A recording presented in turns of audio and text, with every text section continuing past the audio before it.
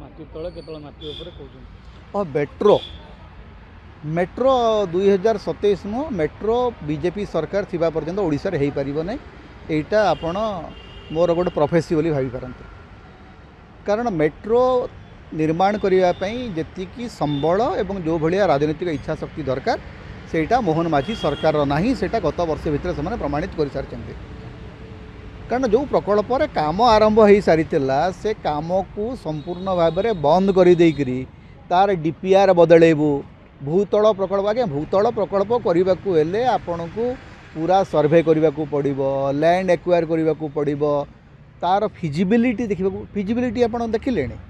जे भुवनेश्वर मृत्तिकार भूतल प्रकल्प हो पार कि तार स्टडी करचंती आपण। कारण उपकूल ओडिशा रे जो माटी से ही माटी रे वास्तव में भूतल प्रकल्प जदि हुए ताहले केते इंच रो कंक्रीट आपन को यूज करने को पड़ो एवं सेटा माने पर्याय माने आपनकर जो परिवेश उपरे कौन प्रभाव पड़ो से संपर्क स्टडी करचंती। भुवनेश्वर वाटर फ्लो ता उपरे कौन प्रभाव पड़ो तार स्टडी करचंती। कहले कहना भूतल मेट्रो करूँ, अरे मेट्रो करने पूर्व तुम पाखे गोटे माने प्रिपेयर्ड प्रोजेक्ट थिला तुम काम आरंभ हो सारी तुम बंद करदेल तापर कौन ना 27 सुधा सर तुम डीपीआर तैयारी कर 27 सुधा सर 2025 आम आसिक जून मसरे अच्छु ए मैंने एत बड़ माने आप 2.5 वर्ष भूतल मेट्रो सारीदे। दिल्ली मेट्रो सारे को अति कम 5 वर्ष लगे 5-7 वर्ष लगे। 2029 पूर्व मेट्रो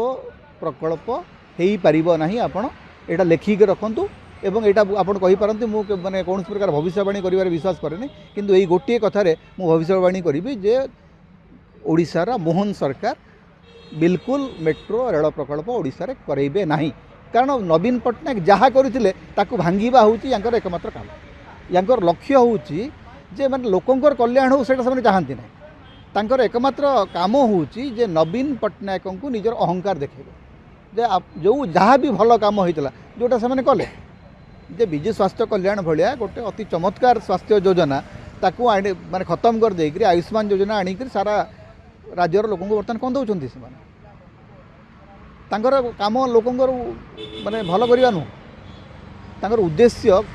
केबे भी गोटे महान उद्देश्य नहीं से आसी ना ओडिशा को ओडिया अस्मिता को कहीकरी ओडिशा को ध्वंस करने से काम कर प्रथम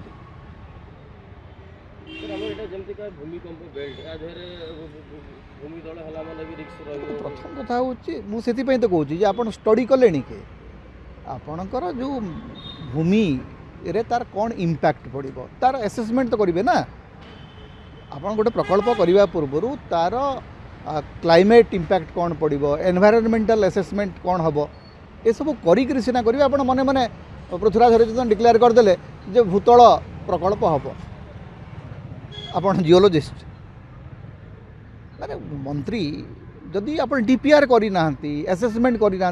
घोषणा कहीं कर जदि आप संपूर्ण भाव में प्रकल्प को बदलवाक चाहते एवं बर्तमान जी टंका खर्च होता मेट्रो रे से खर्च किए भरणा कर पानी रे जो पड़ा आपणकर तो घर से पैसा आसी से पैसा तो आमर पैसा ना केवल आपणकर अहंकार देखा जाइए आप से पैसा को पानी रे पकईदेले। डबल डेकर बस खाली चौकी बीजेपी रो अर्थ होची डबल डेकर बस रे खाली चौकी खाली सीट सबुटी एवं विकास मेला जुआड़े देखिए खाली नाली चौकी यहाँ चली गोटे ओडिशा रे गोटे खाली नाली चौकी सरकार चली जुआड़े देखिए खाली नाली चौकी पड़ी किंतु भाषण प्रबल किए शुणु कि न शुणु भाषण दिया चली मंत्री माने भाषण दौरान आगे लोक ना विधायक माने कहला बेलू निज लोक भी ना खाइबा पड़े खाली माने चेष्टा कर सोशल मीडिया रे हावा करने आजिकल सोशल मीडिया रे मध्य गोड़े गोड़े कर लोक गाड़ी कले आगुरी जो सोशल मीडिया रे टिके जो थिला टिके देखौले गोटे डोमिनेशन देखौले